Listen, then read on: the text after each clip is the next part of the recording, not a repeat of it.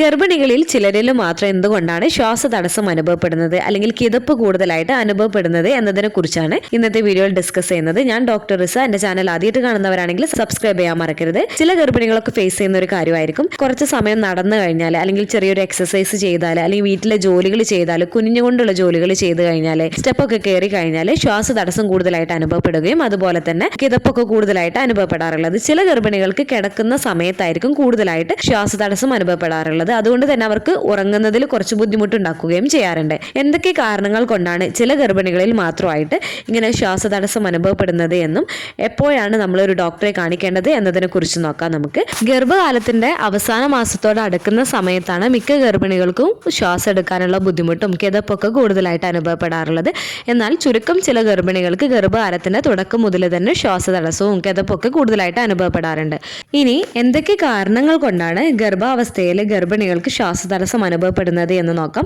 അതിലൊന്നാണ് വളരുന്ന കുഞ്ഞാണ്. ഗർഭപാത്രത്തിനുള്ളിൽ കുഞ്ഞ് വളരുന്നതിനനുസരിച്ചിട്ട് അമ്മയുടെ വയറിൽ കൂടുതൽ ഇടം പിടിക്കുന്നതാണ്. അവസാന മാസത്തോടൊക്കെ അടുക്കുന്ന സമയത്ത് കുഞ്ഞിന് വയറിനകത്ത് അധികം സ്പേസ് ഉണ്ടാവില്ല. ഇത് ഗർഭിണികൾക്ക് ശ്വസിക്കാൻ നമ്മെ സഹായിക്കുന്ന പേശിയായിട്ടുള്ള ഡയഫ്രത്തിന് മുകളിലേക്ക് തള്ളുകയും ഇത് ശ്വാസകോശം പൂർണ്ണമായി വികസിക്കുന്നതിന് ബുദ്ധിമുട്ടുണ്ടാക്കുകയും ചെയ്യുന്നതാണ്. അവസാന മാസത്തോട് അടുക്കുന്ന സമയത്ത് കുഞ്ഞിന്റെ പ്രഷറും യൂട്രസിന്റെ പ്രഷറും ഡയഫ്രത്തിലേക്ക് വരുന്നത് കാരണം ശ്വാസം എടുക്കാനുള്ള ബുദ്ധിമുട്ട് മിക്ക ഗർഭിണികൾക്കും കാണാറുണ്ട്. അടുത്തത് ഹോർമോണൽ ചേഞ്ചസ് ആണ്.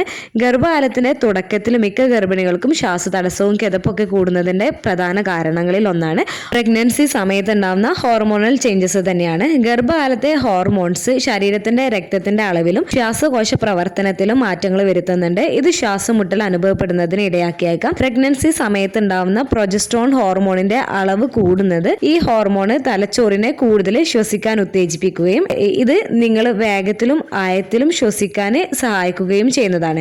ഇത് നിങ്ങൾക്ക് ശ്വസിക്കുമ്പോൾ കൂടുതൽ കഠിനാധ്വാനം ചെയ്യുന്നതായിട്ട് നിങ്ങൾക്ക് തോന്നുന്നതിന് കാരണമാവുകയും ചെയ്യുന്നതാണ്. അടുത്തത് വലുതാവുന്ന യൂട്രസ് ആണ്, അതായത് ഗർഭപാത്രമാണ്. വലുതാവുന്ന ഗർഭപാത്രം ശ്വാസകോശത്തിന് നേരെ അമർത്തുകയും ഇത് നിങ്ങളുടെ ശ്വാസകോശത്തിന് വികസിക്കുന്നതിനുള്ള ഇടം പരിമിതപ്പെടുത്തുകയും ചെയ്യുന്നതാണ്. ഇത് ശ്വാസം എടുക്കാൻ ബുദ്ധിമുട്ടുണ്ടാക്കുന്നതാണ്. അടുത്തത് മറ്റ് ലക്ഷണങ്ങളാണ്. മിക്ക ഗർഭിണികളും ഫേസ് ചെയ്യുന്ന പ്രശ്നങ്ങളിൽ ഒന്നാണ് നെഞ്ചിരിച്ചില്, ഗ്യാസിന്റെ പ്രോബ്ലംസ്, കോൺസ്റ്റിപ്പേഷൻ തുടങ്ങിയ പ്രശ്നങ്ങളൊക്കെ. ഈ പ്രശ്നങ്ങളൊക്കെ നിങ്ങൾക്ക് ശ്വാസതടസ്സത്തിന്റെ ബുദ്ധിമുട്ടുകൾ ഉണ്ടാക്കുന്നതിന് കാരണമായേക്കാം. ഇങ്ങനെയുള്ള പ്രശ്നങ്ങൾ ഉള്ളവർക്ക് കുറച്ച് കൂടുതലായിട്ട് ഇത് വഷളാക്കുകയും ചെയ്തേക്കാം. ചിലപ്പോൾ നിങ്ങൾക്ക് ഈ ഒരു ശ്വാസതടസ്സം അനുഭവപ്പെടുന്നത് ഈ ഒരു നെഞ്ചിരിച്ചില് അല്ലെങ്കിൽ ഗ്യാസിന്റെ പ്രോബ്ലം, കോൺസ്റ്റിപ്പേഷൻ കൊണ്ടൊക്കെ ഉണ്ടാവുന്ന ആ ഒരു വയറിന്റെ അസ്വസ്ഥത കൊണ്ടായിരിക്കും നിങ്ങൾക്ക് ശ്വാസതടസ്സം പോലെയൊക്കെ നിങ്ങൾക്ക് അനുഭവപ്പെടുകയും ചെയ്യുന്നത്. അടുത്തത് നിങ്ങളുടെ പൊസിഷനും നിങ്ങൾ ചെയ്യുന്ന പ്രവർത്തനങ്ങളുമാണ്. നിങ്ങളുടെ സ്ഥാനം, ശാരീരിക പ്രവർത്തനങ്ങളും നിങ്ങളുടെ ശ്വസനത്തെ ബാധിക്കുന്നതാണ്. ചില സമയത്ത് ഗർഭിണികൾക്ക് കൂടുതൽ ജോലി ചെയ്യുന്ന സമയത്ത്, ഹെവി ആയിട്ടുള്ള സാധനങ്ങൾ പൊക്കുന്ന സമയത്ത്, ചെറിയ രീതിയിലുള്ള നടത്തം അല്ലെങ്കിൽ എക്സസൈസ് ഒക്കെ ചെയ്യുന്ന സമയത്ത് തന്നെ നിങ്ങൾക്ക് ശ്വാസതടസ്സം അല്ലെങ്കിൽ കിതപ്പൊക്കെ കൂടുതലായിട്ട് അനുഭവപ്പെടാം. അതുപോലെ തന്നെ നിങ്ങൾ മലർന്നൊക്കെയാണ് കുറച്ച് സമയം കിടക്കുന്നത് എന്നുണ്ടെങ്കിലും